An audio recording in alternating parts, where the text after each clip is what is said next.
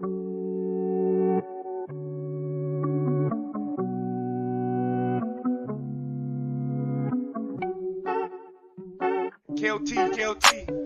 Follow me, I am the leader. Stepping on them like I'm climbing for freedom. Watching on them for them starving, tell me who gon' feed them. They won't walk over X when you need them. Black Panther, no Disney movie. We gon' walk them down with them eagles. Freedom, they say what they like it's flattery.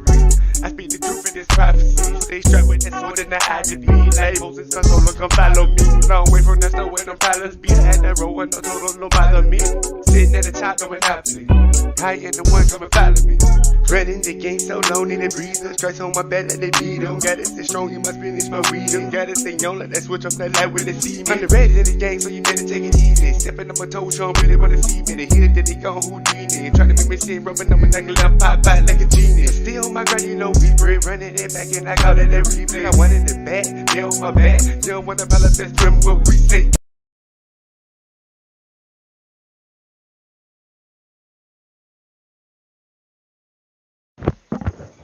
I'd like to give all praise to the Heavenly Father. Kahalam now yo, Bashum Mashat Yosha.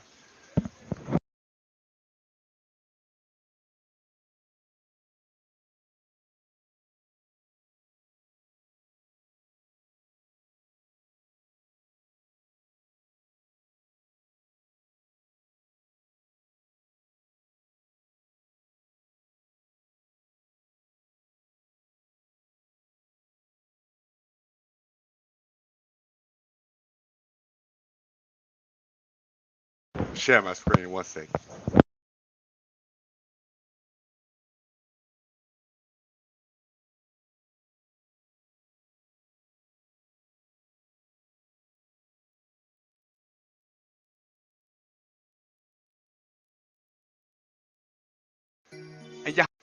And Yahushua was sitting on the Mount of Olives. The disciples came to him privately, saying, when shall these things be? And what will be the sign of thy coming and the end of the world?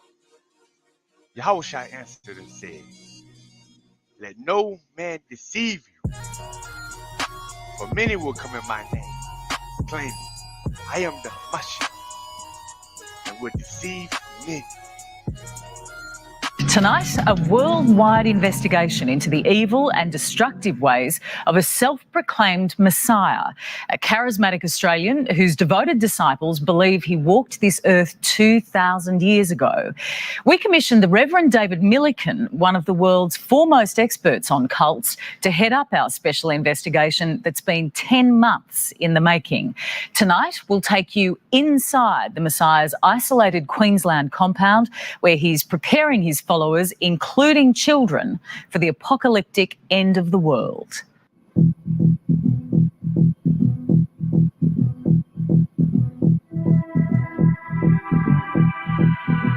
The idea that the group is coming together in a community and that Miller is developing a compound, in my opinion, is ominous, because only the most extreme cults isolate themselves in a compound. Jonestown or a Waco Davidian group, which were two groups that ended tragically in mass suicide. This is when groups become the most extreme, because the leader controls everything. The leader is this man. My name's Alan John Miller, but I'm actually Jesus. I remember all of the events of my crucifixion. I understood what was going on. I understood the reason for my death. And he's collecting disciples. Miller has convinced them that they were with him at his crucifixion. Just went to get the spike and smash it into his hands, and just so much love that came from him, so I couldn't do it. It was excruciating to watch basically the annihilation of the person that I love the most. Well, they crazy. Whenever I think about him now, I just cry. I'm starting to have a soul, like an emotional realization of who he is.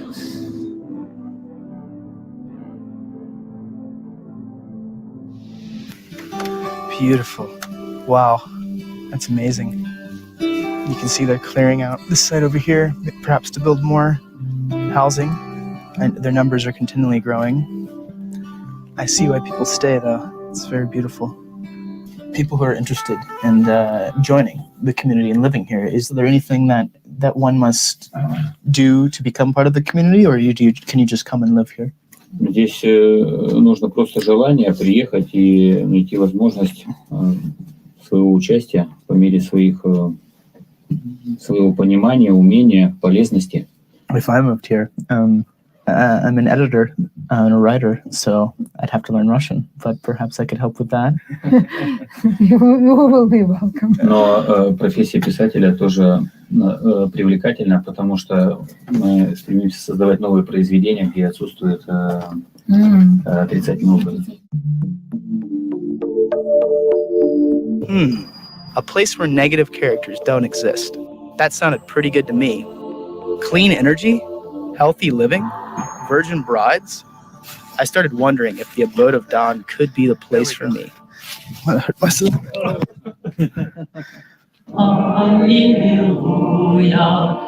And then, finally, it was time for us to get our first glimpse of the teacher himself. Any moment now, Vissarion's going to descend from the stairs and address everyone here. And as you can see, everyone's eagerly anticipating it. I have no doubt in my mind that they believe he is God. And it's interesting and kind of scary to see so many people have so much faith in one man or God.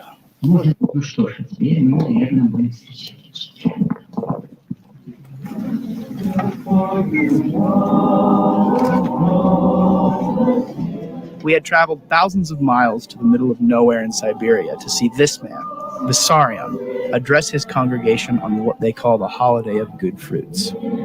It was sort of spooky.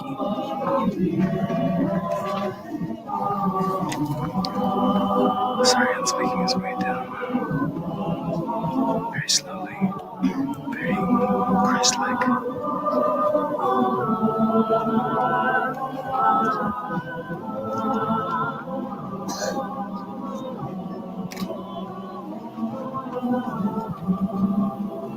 And just as Vissarion was about to share some infallible nuggets of wisdom, they made us turn off the camera.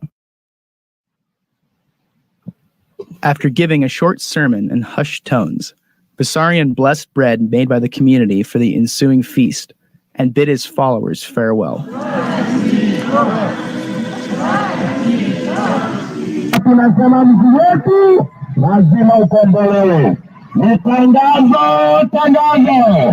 Tangazo tulioni hili ya kwamba Yesu anaingia kisejani.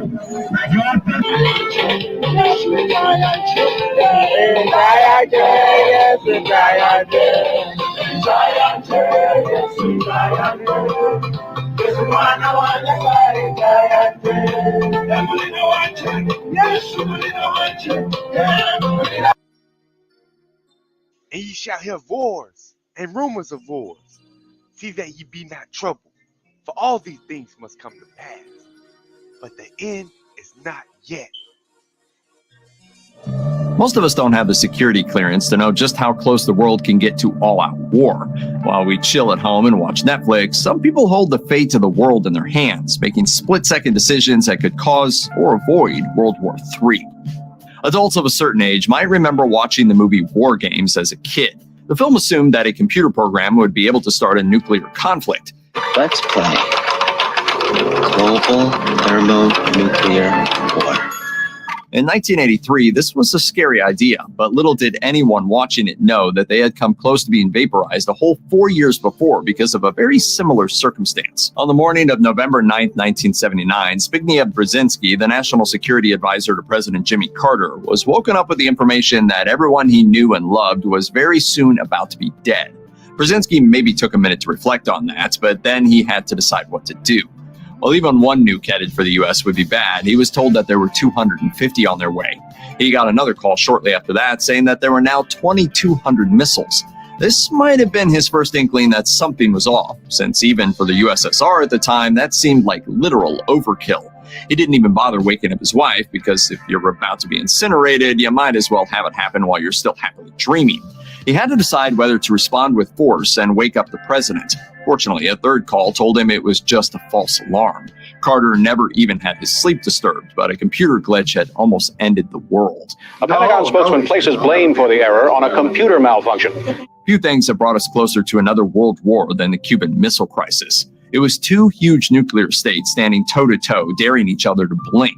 And it wasn't until 50 years after the 1962 drama that documents were finally declassified showing just how close things came. The crisis started when the U.S. learned the USSR was putting nukes on Cuba. JFK could have ordered an airstrike, but instead he used the Navy to blockade the island. But now further action is required, and it is underway. And these actions may only be the beginning. If the Soviets had decided to breach that line of ships, World War III would have started. Fortunately, they decided to turn around, but it was a very close thing. Some historians called it the most dangerous moment in history. The president's brother, Robert Kennedy, and the Soviet ambassador were locked in taut negotiations to defuse the situation. In Cuba, the USSR was rushing to complete the installation of the nukes in case they needed to use them. RFK said, "I felt on the edge of a precipice, and it was as if there was no way off."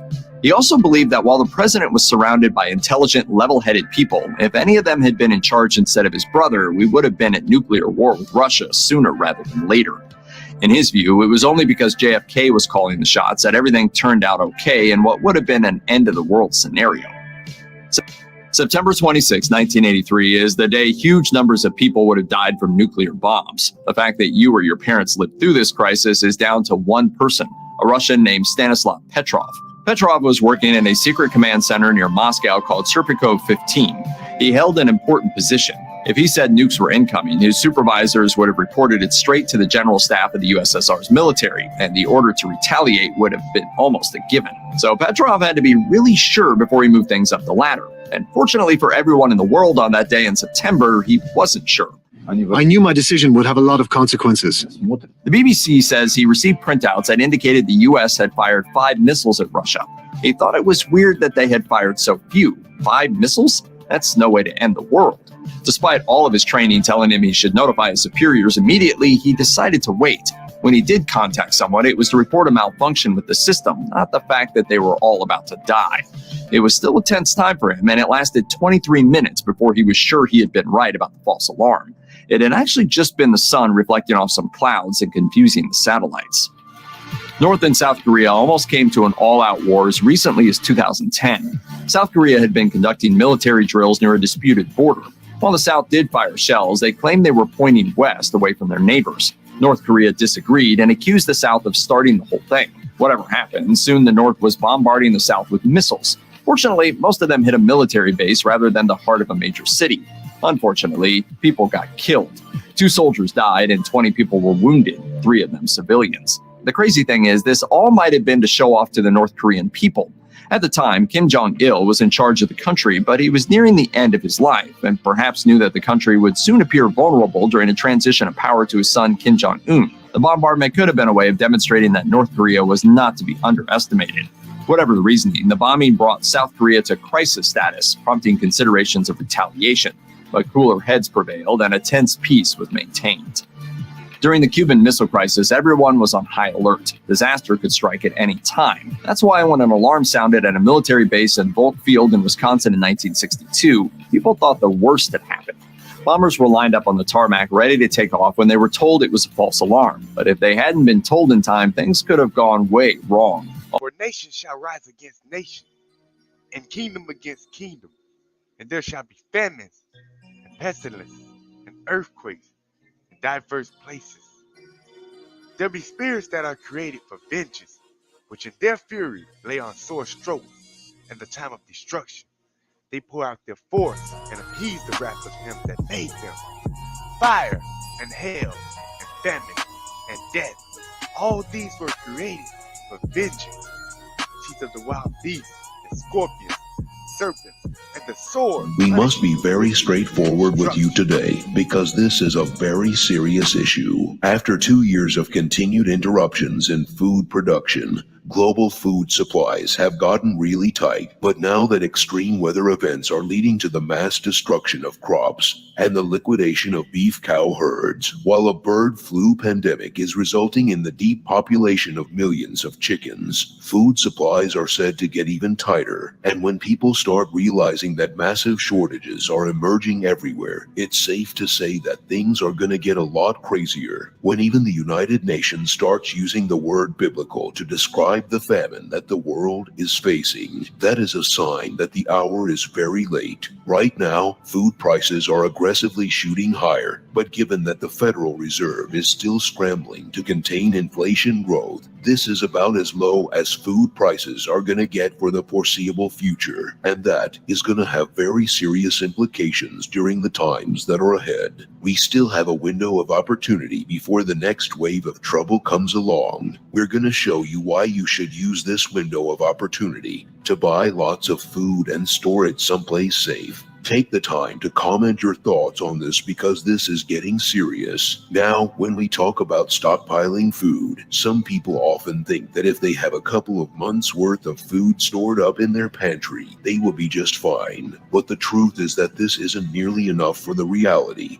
that we're about to face. We actually should have enough food to feed every single person in our household for an extended period of time. And honestly, many of us will need much more than that, because when widespread shortages and waves of panic buying start hitting our local grocery stores and supermarkets again, many of our friends, neighbors, and extended family members that did not prepare in advance will come knocking on our doors asking for help. Millions of Americans out there are already struggling to afford their everyday necessities and turning to food banks to have enough to eat and to feed their children. The overwhelming demand that we are witnessing at food banks around the nation right now gives us some clues about what we can expect as economic conditions continue to deteriorate. In Texas, 21.4% of residents in the Houston metro area reported being food scarce between June 1st through July 13th. According to the U.S. Census Bureau's Household Pulse survey, with inflation, with the gas prices, we are seeing a rising increase in the number of families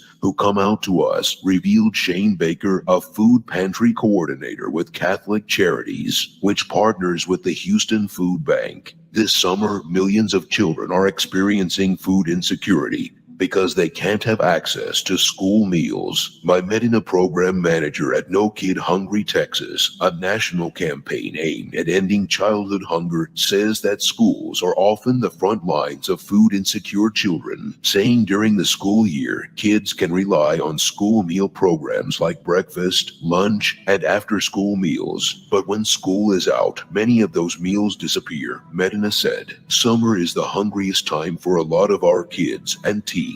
That means they miss out on a lot of the consistent nutrition that they used to, or that their families have to stretch their budgets even further than they anticipated." Right now, an estimated 38.3 million individuals in the United States are living in a household that is defined as food insecure. All over the country, food banks are making every effort to meet the higher demand due to decreased donations, supply chain delays, and inflation. In Chicago, Illinois, a spokesperson for the Greater Chicago Food Depository notes that demand for supplies is steadily rising across all of their facilities. We are definitely seeing an increase in demand for food throughout our network of 700 community partners, including food pantries, shelters, and soup kitchens, they said. With inflation at a 40-year high, prices for food items like eggs and meat are up by 19.4%. Meaning that food is currently more costly now than other goods, explained Joe Ostron, president and CEO of the Food Bank of Contra Costa and Solano. These prices continue to impact the most vulnerable in our community, especially in combination with elevated gas prices, supply chain shortages, and the long-term effects of the pandemic persist. A new USDA report shows that Maine now ranks 5th in the nation for very low household food security security and first in the New England area. Food banks in the region are seeing more and more people in need of assistance. Last year, the Good Shepherd Food Bank of Maine and its partners distributed 31.6 million meals. That's a 16% increase over the prior year, according to Director of Marketing and Communications for the organization. One of our partner agencies, Augusta Food Bank, located in central Maine, recently said the amount of food distributed by them has increased by 67% over 2 years ago, and there's no sign of it slowing down anytime soon.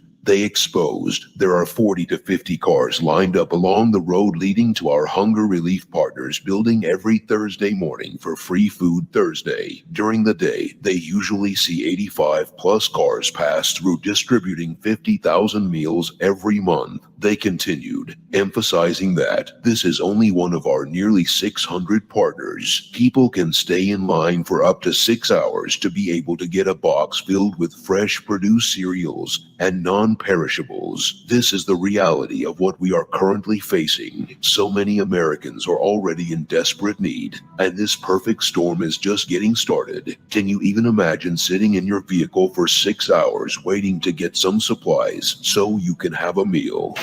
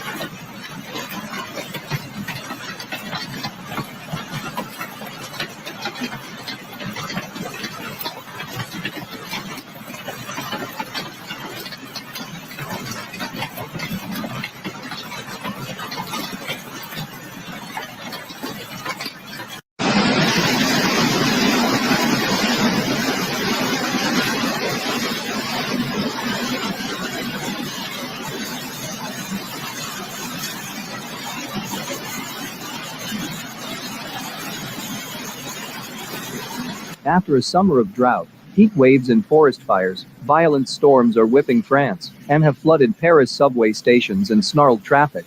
Winds of more than 100 kilometers per hour were recorded at the top of the Eiffel Tower during a flash flood Tuesday, and similar winds were forecast Wednesday in the southeast. Hail hammered Paris and other regions in Tuesday's sudden storm. Rainwater gushed down metro station stairwells and onto platforms, and cars sloshed along embankments, where the Seine River broke its banks.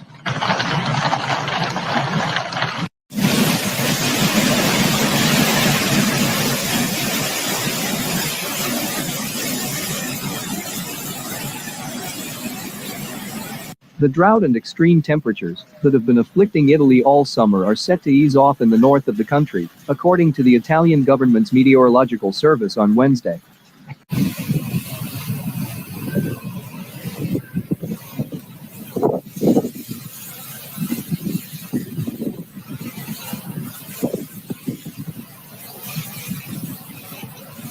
Hail poured down on beachgoers in Spain after an unexpected storm came through the area.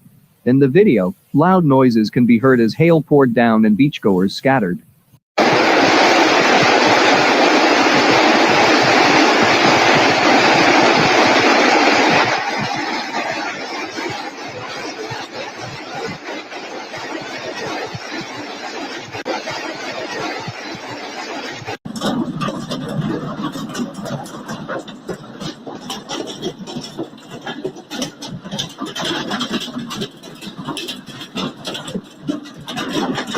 Dallas, Texas, August 22, 2022.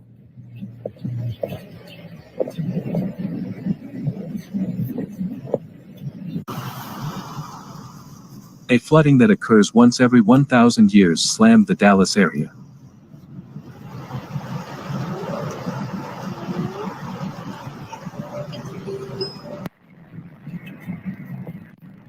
On highways covered in water, cars float.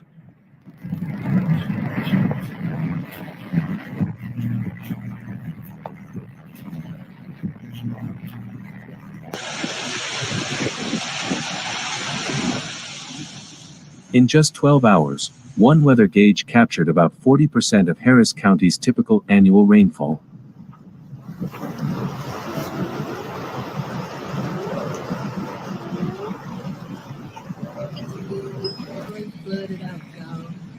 Headed to work and straight flooded out. Look at this. I'm getting water like literally. Flash floods hit the Dallas-Fort Worth region overnight into Monday, requiring rescue operations due to flooded highways and photographs of abandoned cars drifting through flooded streets.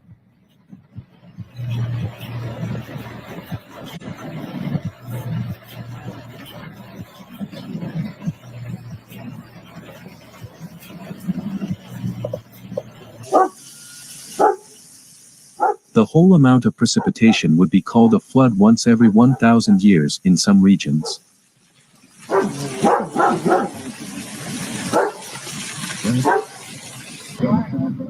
Dallas and the surrounding area are still experiencing heavy rain. Some local measures have now registered more than 10 inches of precipitation.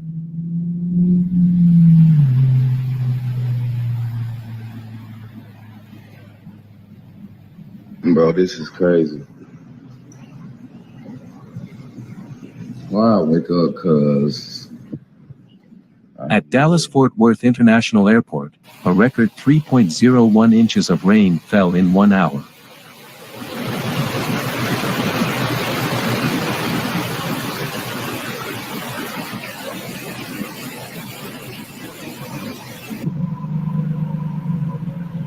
Yeah, that's a creek, man. Is it overflowing?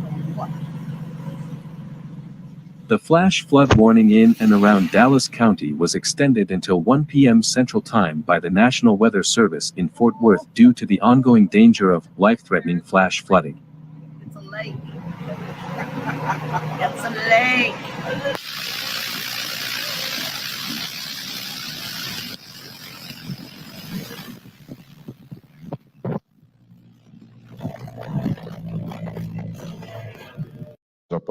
On Monday, Russia's foreign minister gave a dire warning that the possibility of World War III is a real threat. President Biden's top diplomat testifies at Capitol Hill in the budget hearings for a second straight day today as members of the State Department are returning to the U.S. Embassy in Kyiv. Let's turn now to Bree Jackson, who joins us with the very latest. Bree, good morning.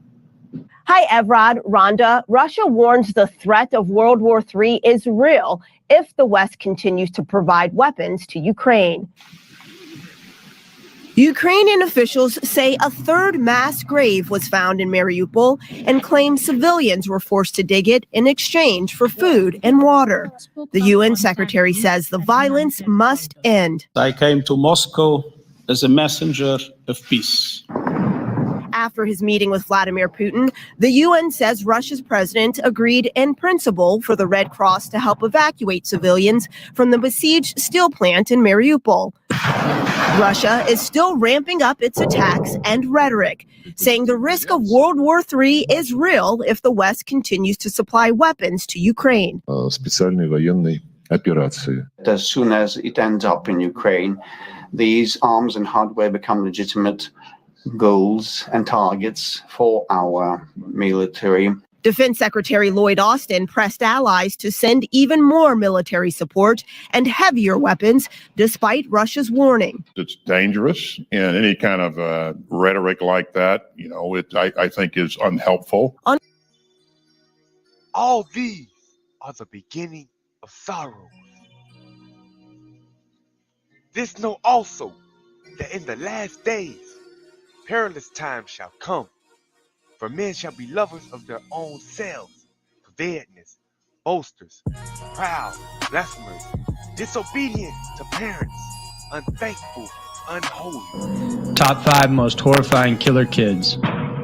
Murder is the last thing you'd expect a child to do.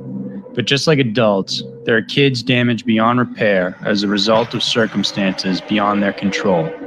Sometimes they're even just broken from the start. The next 5 children looked ordinary from the outside, but on the inside there was something sinister lurking. Here are the top 5 most horrifying killer kids.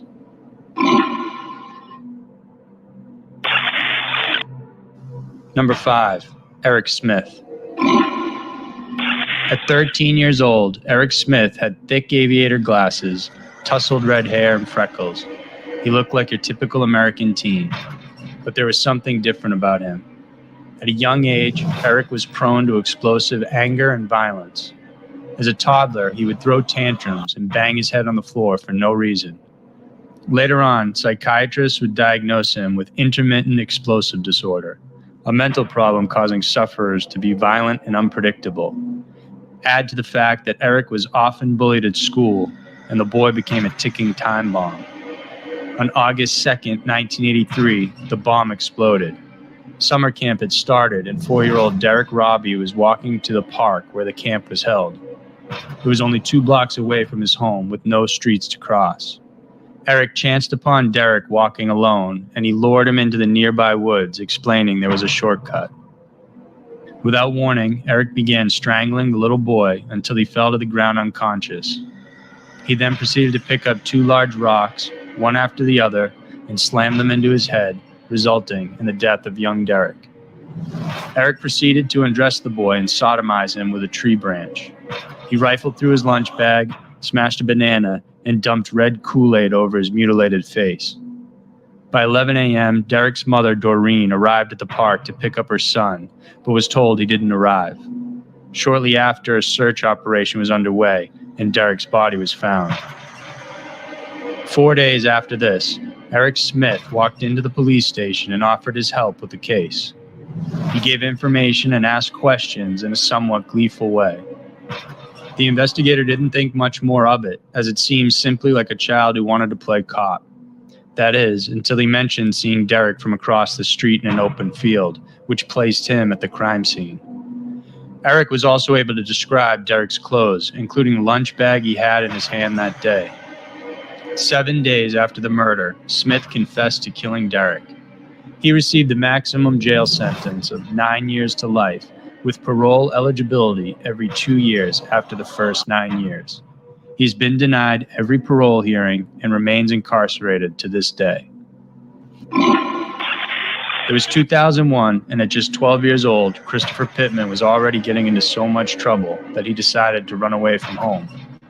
When he was caught, he was placed in an institutional facility and given the antidepressant drug Paxil. He was then shuffled off to live with his grandparents, and with the new town and new home, there came a new doctor too. The Paxil was working for Chris, but wasn't available, so his new doctor prescribed Zoloft instead. Zoloft is known to induce various side effects in children, including aggression, hallucinations, depression, and delusions. Soon after the switch, Christopher began experiencing severe side effects, including a burning sensation all over his body. It got so bad he required additional pain medication. After his grandparents complained that he still felt the side effects, oddly, his Zoloft dosage was increased from 100 milligrams each day to 200 milligrams. Christopher's behavior started becoming more erratic. He ended up choking a fellow student after an argument on the bus. Later, he disturbed the individual playing piano inside his church. That night, he got into a fight with his grandfather and received a spanking. Mad with rage, he marched inside his grandparents' bedroom, took out the shotgun which he had been taught to use, and shot both his grandparents.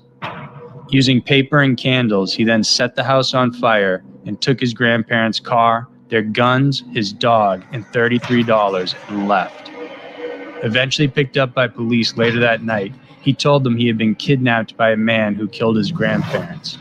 After intense questioning, he eventually confessed to his crimes and even added that his grandparents deserved what they got. His trial centered on the controversial drug Zoloft and the effects it had on children. The doctor who doubled his dosage was never charged for any crime. Currently, Christopher Pittman is still incarcerated and serving a 30-year to life sentence.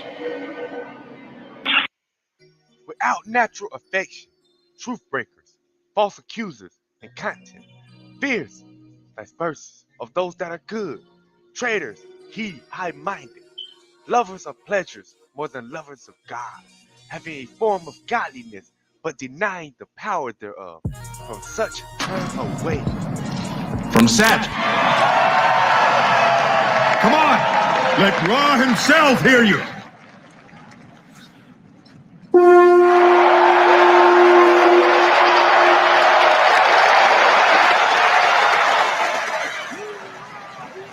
I think someone heard you.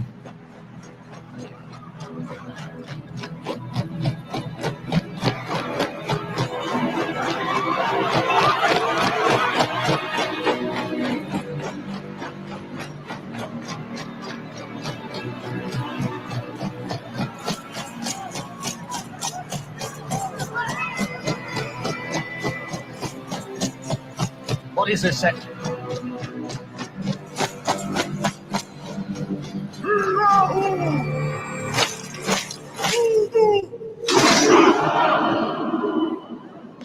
You recognize it. Father gave it to you. Kept me alive for many a night in the desert. Fight me. Father, don't. Stay out of this, son. Why? In 1,000 years of peace, what have you accomplished? A land of people who dream of nothing more. It's my turn now. I won't fight. I love you, brother, with all my heart.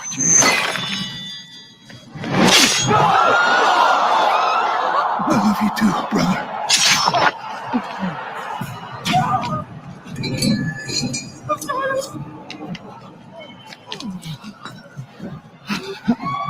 Well, this truly is a big day for the family. I, Set, shall be your one true king. King of all Egypt. Behold the fate of those who stand in my way. Gods, bow before me or die. Mortals, worship me or be enslaved.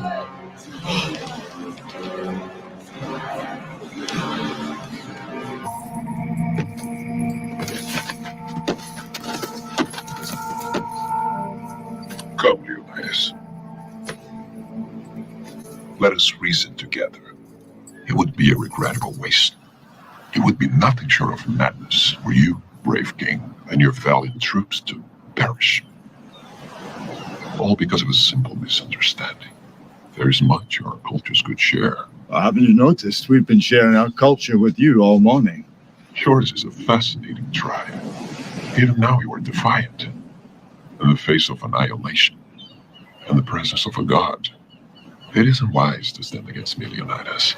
Imagine what horrible fate awaits my enemies when I would gladly kill any of my own men for victory. And I would die for any one of mine. You Greeks take pride in your logic. I suggest you employ it. Consider the beautiful land you so vigorously defend. Picture it reduced to ash at my whim. Consider the fate of your women. Clearly, you don't know our women. I might as well have marched them up here, judging by what I've seen. You have many slaves, Xerxes, but few warriors. It won't be long before they fear my spears more than your whips.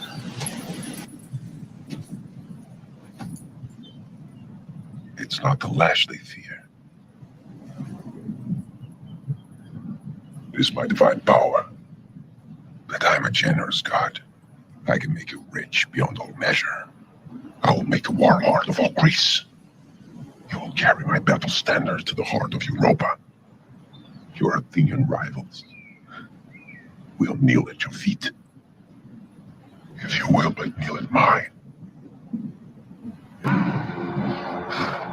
Now bow down to your king.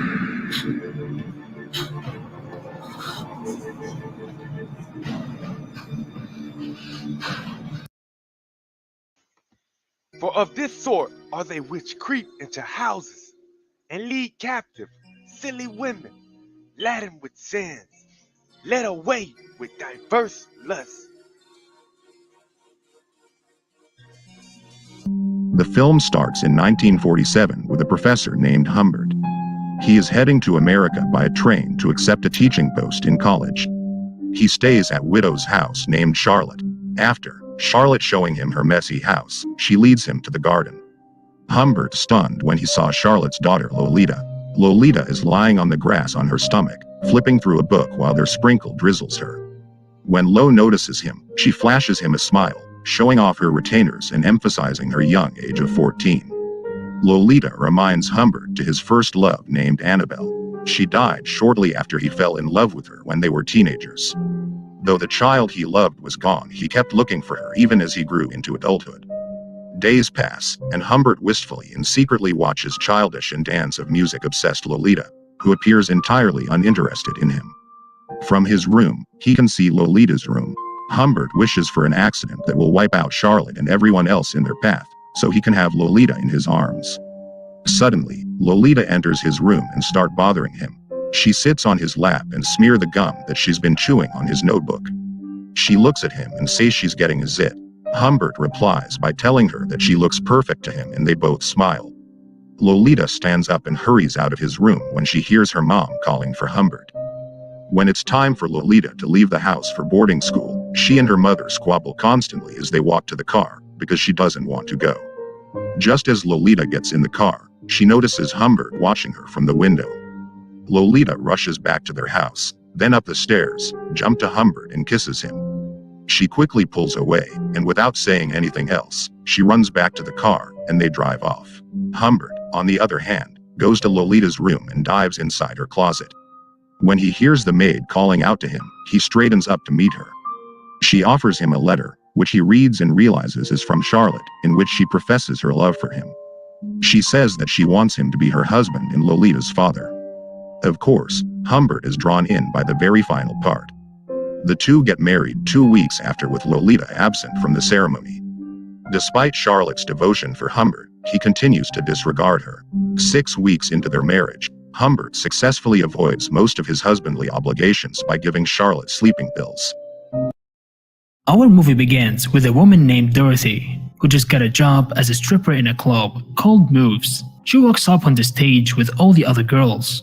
Then she makes her way to a table where a guy asks for a lap dance. After her shift is over, she's with her manager splitting the money she got from the tips, and he ends up taking half of it. She goes back home feeling unappreciated. The following morning, before she leaves for work, she checks up on her grandma. Then she notices that she sold her valuable necklace. She feels bad about it and gives her most of the money she made the last night. At Moves, she's making her way through the tables when she notices a woman named Ramona is performing on stage. She's captivated straight away by how she moves, and also the amount of money the men are throwing at her. Later at the rooftop, Ramona is taking a break when Dorothy comes up to talk with her. Ramona instantly takes a liking on her and agrees to teach her some dance moves when Dorothy asks, since she's a new girl. Flash forward a few years later in Dorothy's house. She's talking with a journalist named Elizabeth about Ramona and how they began to become friends to later on work together.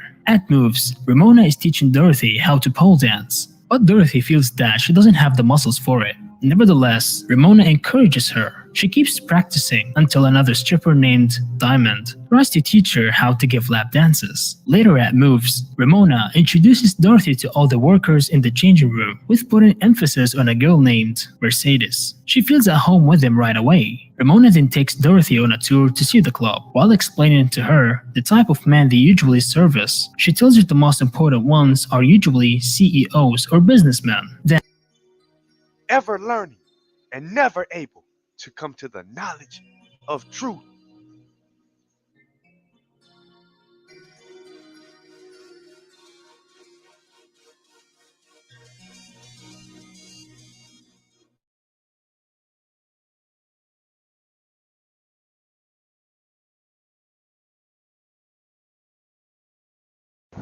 Let it give all praise to the Heavenly Father. Kahalab no yo, Fashum my shot, yo shot.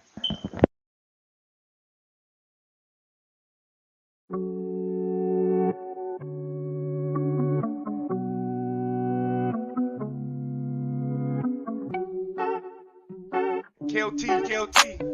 Follow me, I am the leader. Stepping on them like I'm coming for freedom. Watching on them for them starving, tell me who gon' feed them. They won't walk over X when you need them. Black Panther, no Disney movie. We gon' walk them down with them eagles. Free them. They say what they like it's flattery. I speak the truth in this prophecy. Stay strapped with that sword and the eye to be. Labels and sun, so look, come follow me. Long way from that where them palace be. I had that roll and no total, no bother me. Sitting at the top, going happily. I ain't the one coming follow me.